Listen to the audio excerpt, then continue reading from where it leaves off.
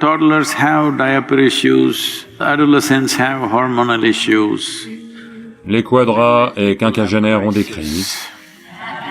La vieillesse, vendue aux industries pharmaceutiques. Cela a beaucoup de dimensions. Toutes ces choses vont travailler contre toi. Ta propre intelligence va travailler contre toi. Et adolescence veut dire qu'il mue, littéralement, d'un stade à un autre. Une chose simple, c'est cela. Pour les adolescents, cela doit être mis en avant.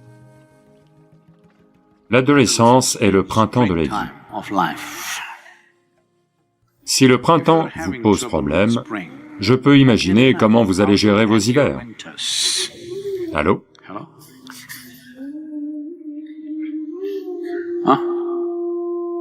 C'est le printemps de la vie. Quand tout est à un haut niveau d'énergie, votre corps est à son mieux. Si vous avez des problèmes à gérer cette partie de votre vie, je peux imaginer le reste de votre vie, comment vous allez le gérer. Cela ne concerne pas qu'un seul âge. Peut-être que des études sont faites sur certains âges, mais les bambins ont des problèmes de couche, les adolescents des problèmes d'hormones, les quadras et quinquagénaires ont des crises. La vieillesse, vendue aux industries pharmaceutiques. Quand vous étiez jeune, vous achetiez de la drogue dans les ruelles. En vieillissant, c'est en vente libre.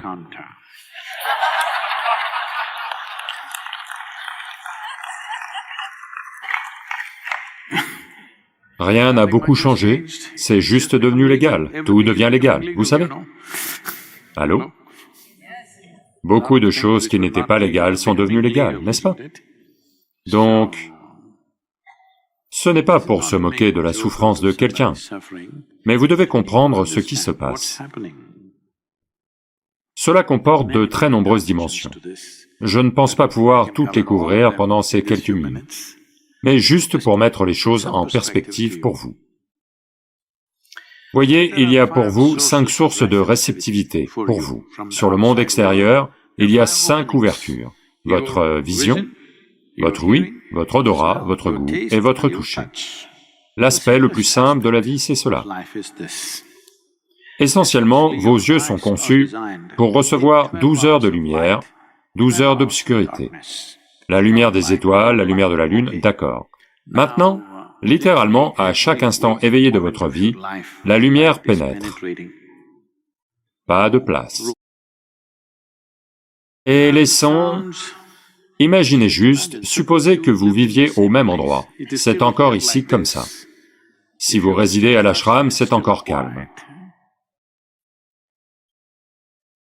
Si vous viviez ici, une fois de temps en temps, il y a du bruit. Autrement, en général, c'est calme. Quelques insectes qui font du bruit, ceci, cela, c'est à peu près tout. Maintenant, 24 heures sur 24, il y a quelque chose. Il y a des voitures qui roulent, aux États-Unis partout, il y a une machine qui bourdonne tout le temps. C'est comme, vous savez, si je voyage ici pendant 6 semaines, 8 semaines, ça devient comme, boum, quelque chose est en marche. Tu t'assois dans n'importe quel bâtiment, quelque chose est en marche. Quand je reviens à l'ashram en Inde, si je m'assois là, c'est calme et immobile.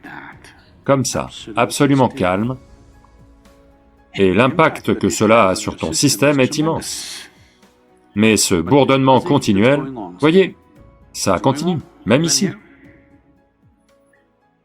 Je n'ai pas changé d'avis, je ne sais pas, sans me le dire, ils en ont peut-être déjà installé. J'ai dit, pas de climatiseur à l'ashram, dans les chambres. Si je dis ça, c'est parce que tu vas à un centre de yoga parce que tu veux amener ton système à un certain niveau de stabilité, d'équilibre. Parce que sans équilibre, peu importe quels sont tes talents, quelle est ton intelligence, quelles sont tes capacités, sans équilibre, tu n'es pas bon. Toutes ces choses vont travailler contre toi. Ta propre intelligence va travailler contre toi.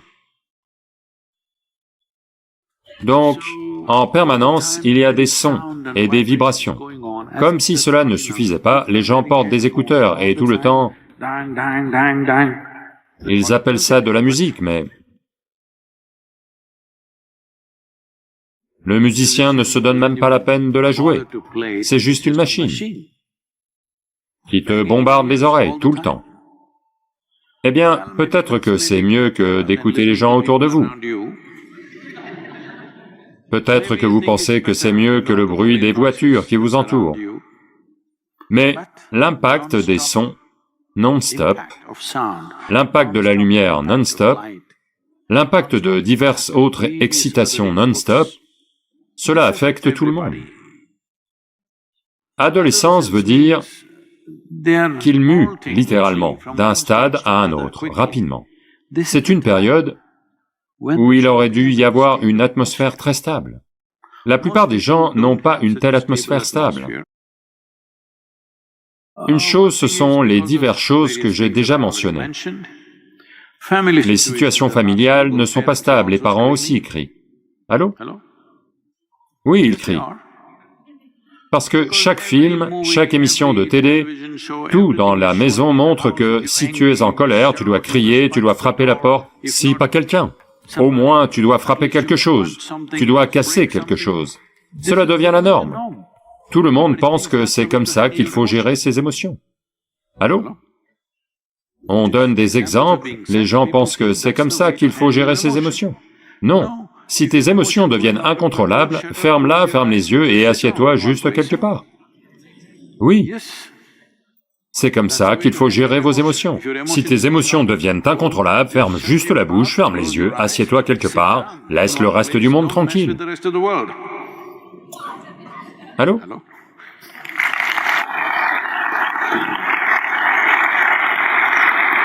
Au moins, ce niveau de responsabilité, vous devez l'avoir. Quand vous partez dans tous les sens, vous ne faites pas partir le monde dans tous les sens. Gardez-la pour vous, votre pagaille. Vous devez faire au moins ça, n'est-ce pas? Non, partout les gens montrent que si tu as des émotions, tu dois frapper quelque chose. Tu dois casser quelque chose, tu dois lancer quelque chose sur quelqu'un, ou au moins sur le mur. Donc, tout ça. Et dites-moi, supposez qu'il n'y ait pas de télévision et qu'il n'y ait pas de cinéma. Combien de fois dans votre vie auriez-vous vu quelqu'un se faire tirer dessus? Mais maintenant que vous regardez votre cinéma et la télévision, combien de personnes avez-vous vu se faire tirer dessus? Des centaines, des milliers probablement, n'est-ce pas? Vous pensez que ça n'a pas d'impact? Non seulement ça, mais depuis l'âge de 5 ans, tout ce qu'ils apprennent c'est tirer, tirer, tirer. Peut-être seulement à l'écran, mais à un moment, ils doivent quitter l'écran pour faire la vraie chose. Oui ou non? Et maintenant, je peux continuer comme ça, un nombre infini de choses qu'on fait au nom de la soi-disant vie moderne, qui est une façon de détraquer la vie. Chaque vie est une pagaille, pas que l'adolescence. Comme les adolescents sont encore entre vos mains, vous vous plaignez, les parents se plaignent parce qu'ils les ont encore sur les bras. Une fois qu'ils sont partis, leurs maris et femmes se plaignent. Eux, personne ne les écoute. Allô? Les mêmes gamins sont partis et se sont mariés et ont fait des enfants et tout. Allô? Oui ou non?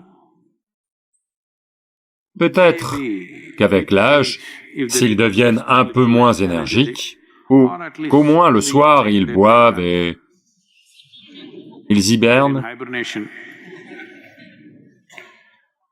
soit ils sont quelque part dehors à gagner leur vie, quand ils rentrent à la maison, ils sont en hibernation. Comme ça, tout le monde est en sécurité. Mais ce n'est pas une façon de mener la vie. Même si tu es intensément vivant, tu ne devrais pas causer de dégâts à la vie autour de toi. C'est ça la vie. Allô? Ton seul moyen de ne pas être dangereux, c'est d'être anesthésié. Cela n'est pas une bonne vie. Allô? Maintenant, ceci est une phase de la vie où des changements ont lieu extrêmement rapidement. Tous ces impacts qui touchent chaque vie sur la planète. pas que la vie humaine, chaque vie sur la planète, se font peut-être sentir un peu plus chez l'adolescent, ou peut-être que c'est la même chose que pour vous. C'est juste que vous pensiez qu'ils étaient vos petits chouchous. Maintenant, ils expriment des qualités génétiques.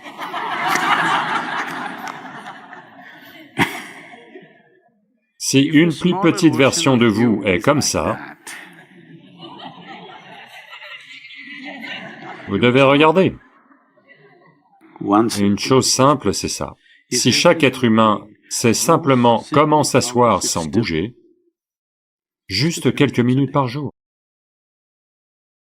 Pas de grande sadhana spirituelle, rien, simplement s'asseoir sans bouger. Si cela peut avoir lieu, le monde va changer de bien des façons. Mais quand même, on doit gérer ces excitations. Ces excitations sont trop nombreuses. Dans vos maisons, vous pouvez le faire.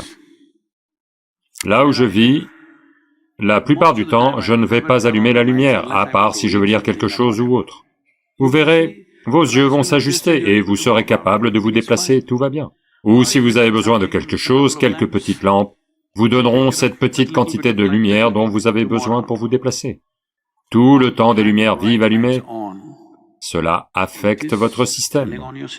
Il y a trop d'excitation pour vos yeux, pour vos oreilles. Vous devez réduire les excitations. Voyez, pour voir des couleurs, vous deviez attendre le coucher du soleil, vous asseoir et attendre. Alors, une couleur spectaculaire apparaissait. Mais si vous regardez votre téléphone, vous l'avez loupé. Mais aujourd'hui, vous allumez la télé, toutes les fichues couleurs de l'univers défilent encore et encore et encore, sans fin. Tout ça a un immense impact. La lumière, les sons, les couleurs. Si vous réduisez les excitations dans votre vie, et dans celle de votre enfant, d'une manière ou d'une autre, faites ce que vous voulez. Vous verrez, ils vont grandir de manière bien plus équilibrée. C'est la chose simple que vous pouvez faire. Pour les adolescents, cela doit être mis en avant. Un peu de Hatha Yoga. La plupart d'entre eux vont passer cette phase de leur vie sans effort.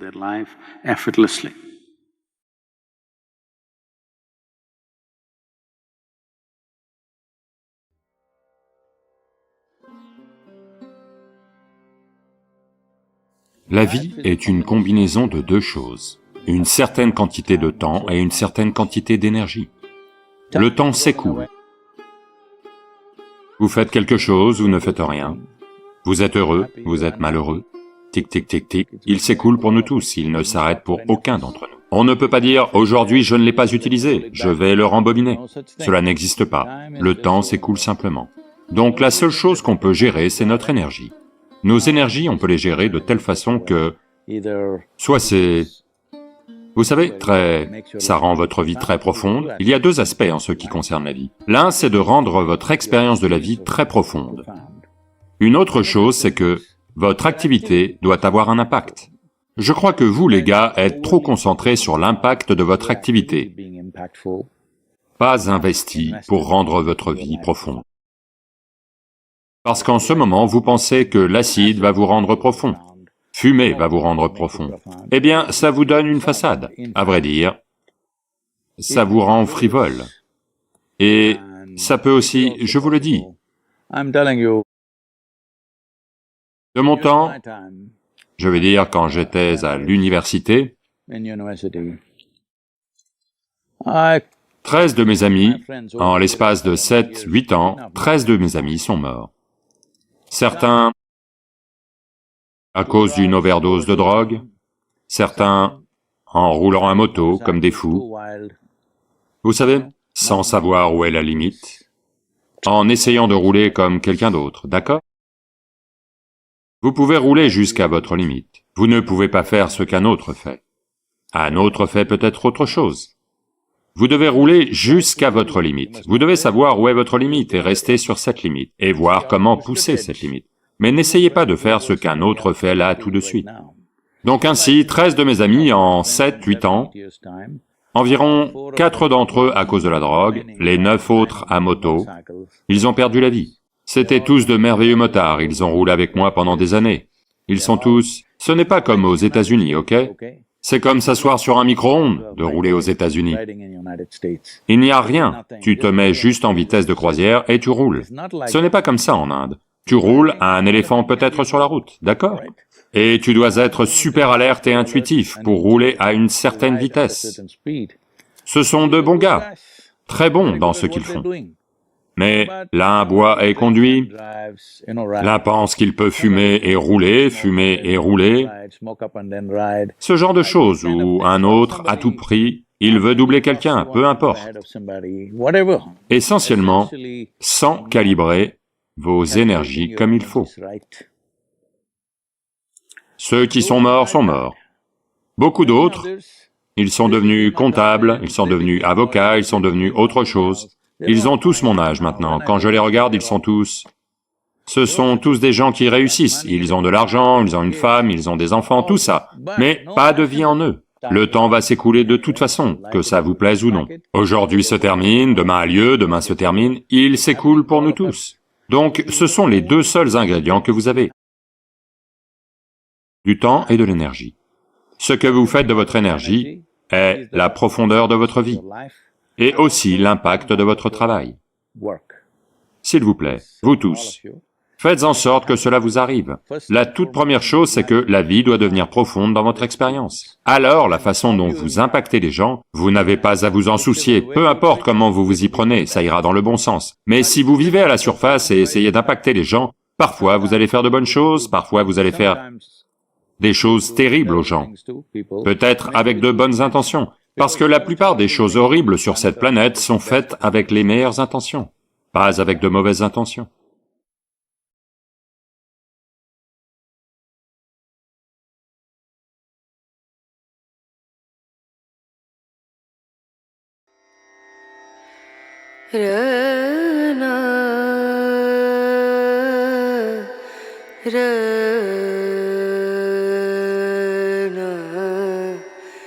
Ra